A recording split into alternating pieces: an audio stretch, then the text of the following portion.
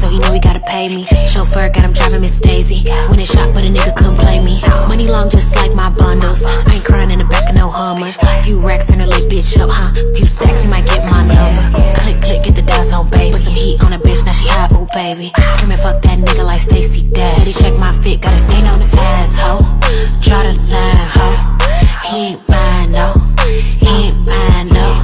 Ain't no ties, ho. Draw the line, ho. He ain't mine, no.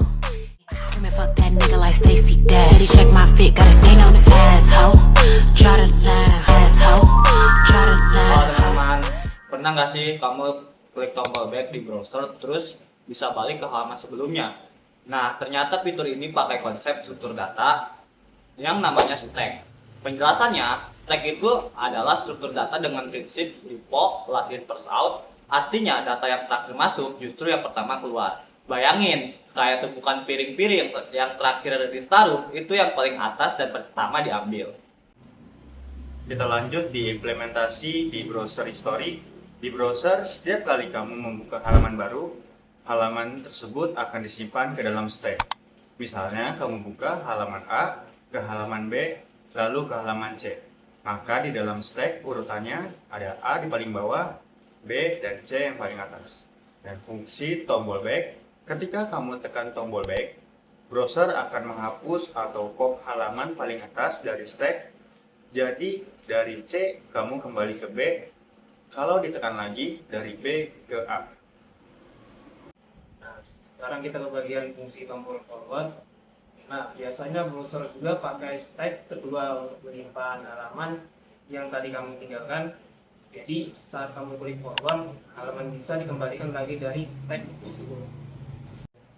Jadi, fitur sesederhana seperti tombol back dan juga forward browser ternyata menggunakan konsep stack untuk mengatur riwayat halaman secara efisien dengan prinsip LIFO. Browser bisa dengan cepat menentukan halaman mana yang harus ditampilkan berikutnya tanpa harus mencari ulang dari awal. Konsep ini bikin proses navigasi lebih cepat dan terstruktur dan hemat sumber daya. Makanya meskipun kelihatan simple, di baliknya ada logika yang rapih dan powerful.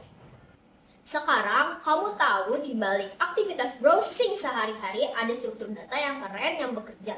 Mulai dari klik tombol back sampai forward, semuanya diatur dengan konsep stack. Oke, perkenalkan, nama saya Renaldi Said yang akan menjelaskan kode program simulasi browser berbasis struktur data stack. Oke, di bagian pertama atau di bagian backend, logika utama daripada struktur data ini adalah, jadi di bagian ini kita tuh berfokus untuk mengimplementasi stack atau tumpukan menggunakan prinsip last in first out atau LIFO yang kemudian digunakan untuk mengelola riwayat penjelajahan browser history. Yang pertama-tama kita ada class stack. Pada class stack ini adalah fondasi dasar yang membungkus list Python standar agar berperilaku seperti stack murni. Jadi biar berjalan lancar kita memunculkan class stack ini. Di class stack ini kita ada init yang itu fungsinya buat ngeinisialisasi list kosong daripada underscore data ini dan buat menentukan batas maksimal ukuran stacknya di maksa sini. Lalu untuk push, dia tuh buat nambahin URL baru ke tumpukan teratas atau topnya. Jadi ngembaliin nilai false jika stacknya udah penuh.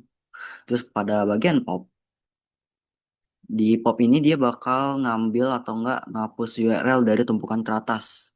Jadi ngembalikan nilai non jika stacknya kosong. Di bagian pick, dia itu buat mengintip atau melihat URL di tumpukan teratas tanpa kita harus ngapus. Bagian is empty atau is full dan is full, dia fungsinya buat ngecek status kapasitas stacknya. Jadi dia tuh penuh kah atau enggak kosong. Jadi sesi ini baru ukurannya. Nah, untuk get all, dia tuh membuat ngembaliin seluruh salinan data stack dalam bentuk list untuk keperluan visualisasi. Lalu kita ke class browser history.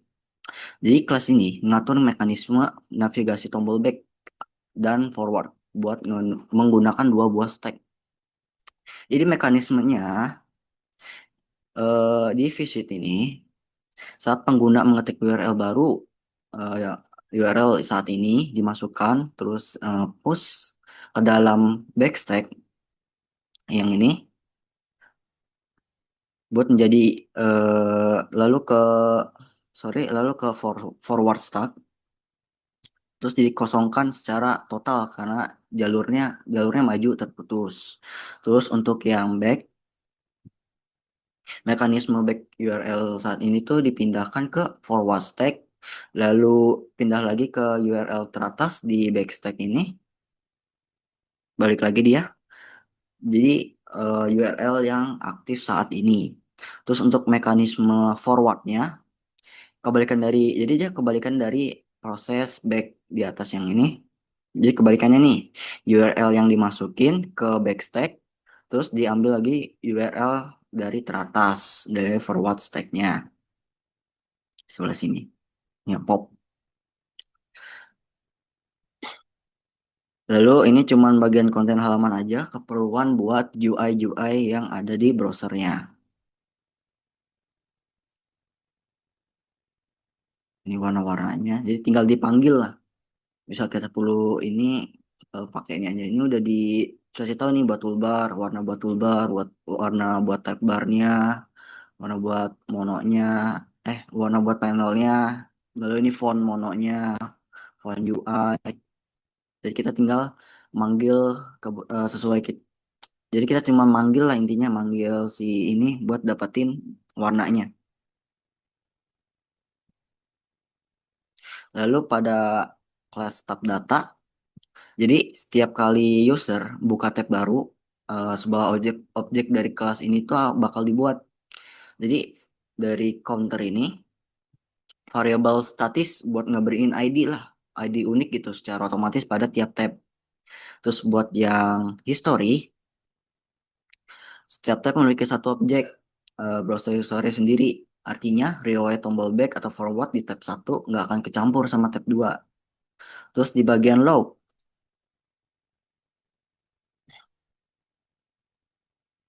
logs yang ini dia tuh buat nyimpan rekam jejak aktivitas operasi stack. Jadi kapan kapan terjadinya push dan pop bakal ada di logs ini. Jadi untuk tab tersebut lah. Lalu properti kayak URL, title, emoji itu buat ngambil data dinamis secara langsung dari konten yang atas tadi yang saya jelasin barusan. Kita lanjut ke bagian kelas browser app. Di browser app ini dia tuh pakai TK Inter ya atau TK.tk.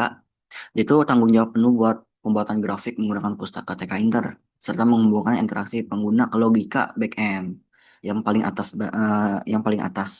ada di paling atas maksudnya. Oke, kita lanjut ke masih di kelas browser app. Jadi dalam kelas browser app ini ada build UI, lalu ada juga build page widget. Nah, ini dia, dev build page widget. Jadi tuh di dalam semua ini dia tuh ada tab bar. Jadi tab bar itu area paling atas buat nampilin tab-tab yang sedang terbuka serta tombol tutup. Ya, ada tombol tutup kayak icon X. Terus ada tombol tab baru yang dimana tombol iconnya tuh bentuknya plus. Terus ada navigation toolbar yang berisi tuh tombol icon back, forward, reload, sama home seperti pada browser umumnya. Lalu ada stack badge atau lencana angka di sebelah kanan address bar yang menunjukkan secara real time berapa jumlah item yang ada di dalam backstack dan forward stack. Lalu ada juga web viewport atau enggak canvasnya dari si browsernya di area tengah, ada di area tengah yang bisa berubah sesuai yang ada di data atas ya yang di pack content komponen komponen pack contennya. Lalu ada ke bagian dev build start panel. Jadi kita tuh buat panel di sebelah kanan tuh buat ngevisualisasi alur atau enggak ngevisualisasi kode ini tuh gimana sih. Jadi ada tampilan buat kita ngejelasinnya lah. Jadi kita tahu nih kalau kita forward kita bakal ke website mana, kalau kita back kita bakal ada di website mana. Iya, kayak semacam panel. Jadi karena udah ngejelasin semua ya, kita coba buat running programnya.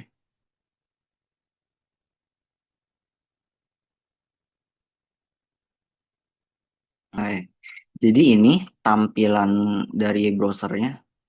Ada bookmark yang kita bilang, jadi kita nggak harus ngetik URL sini, nggak harus. Jadi kita cuma ngeklik aja yang ada di sini, yang udah disediain ya. Jadi gampang lah buat nge-demoin ini. Contoh, jadi tab pertamanya kan kita adanya blank ya, atau kanvas pertamanya itu blank page lah istilahnya ya. Terus kita coba buat ke Google, bakal dikasih tahu nih kita ada sekarang tuh ada di Google, terus sebelumnya ada di mana, di blank page-nya tadi.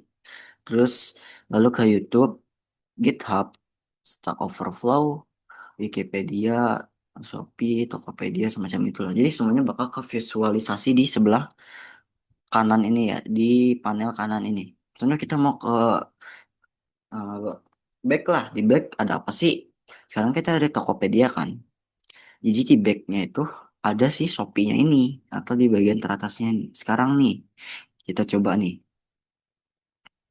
Ada di Shopee, bener kan? Shopee, coba kita ke Wikipedia. Nah, ada lagi nih. Di sini juga bakal dikasih lihat nih log-lognya nih. Saya tadi kemana aja. Bakal divisualisasi di sini. Terus kita habis dari Wikipedia, kita mau ke sebelum kita back. Habis Wikipedia harusnya Shopee kan. Kita tinggal forward aja. Forward. Nah, Shopee itu. Terus forward lagi harusnya Tokopedia. Nah, ada kan Tokopedia. Jadi semuanya ada di sini nih. Di push, di pop back, pop forward. Contoh kita mau back lagi sampai Wikipedia. Habis itu kita mau ke YouTube. Habis YouTube, Wikipedia langsung. Jadi nggak ngurut dia. Jadi bisa di random Google. Sebelumnya apa? Wikipedia. Terus sebelumnya lagi, Stack Overflow. Coba kita YouTube lagi. Masih sama. Jadinya seperti itu ya. Kita coba forward lagi ke YouTube-nya. Nah, jadi mungkin penjelasan dari programnya segitu aja. Terima kasih udah coba menyimak ya. Mohon maaf jika ada kesalahan. There's no sense